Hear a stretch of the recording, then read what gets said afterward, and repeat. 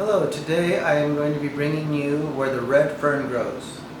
Now, I read a lot of smaller books, so this would probably be one of the smallest books I've read. I think it's a classic book, I'm not really sure. It's very small, very easy to get through. It's about dogs.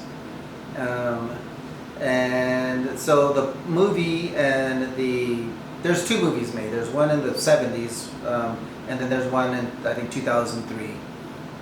They're both kind of low-budget movies. It takes place mostly in the woods, very limited characters,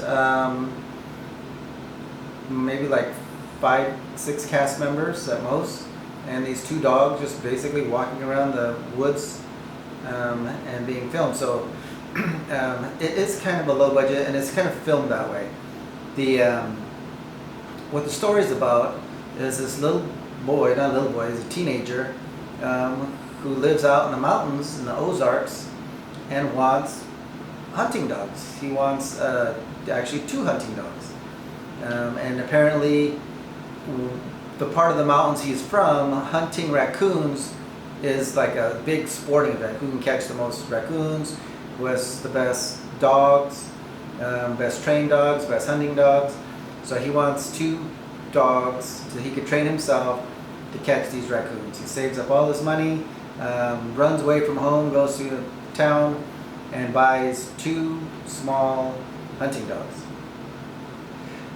The movie and the book basically go hand in hand. There is no really difference. There's slight differences in the book and the movie, but it had to do with more of explaining like personality. So the writer of the book really did go into detail on the different personalities from one dog to the other, because one's a male dog, one's a female dog. And one dog was the muscles and the other dog was the brains. You can't really describe or go into a lot of detail in a movie on what the dogs are thinking or stuff like that. It just shows action. So basically just show these 2 dogs hunting all the time. So the book actually goes into detail on how much the little boy loved these 2 dogs and why he loved each dog in its own way because of their different personalities. Parts of the movie were kind of a little bit boring, little training parts, because it was like a low budget movie, and a lot of it was just this little boy and these 2 dogs just running in the woods. Not a lot going on or taking place. So the movie, it wasn't boring long. In the middle of it, the beginning of the movie was really good, setting up the whole entire story. The middle of the movie was, again, a little bit boring, but the end of it was really good. It's kind of sad. The book is a lot sadder than the movie. So I don't want to ruin it for you, but so the Red Fern he actually ends up losing his dogs, and where he buried the 2 dogs, and I'm not going to tell you how the 2 dogs died. That's part of the drama of the story on what happened to these 2 dogs.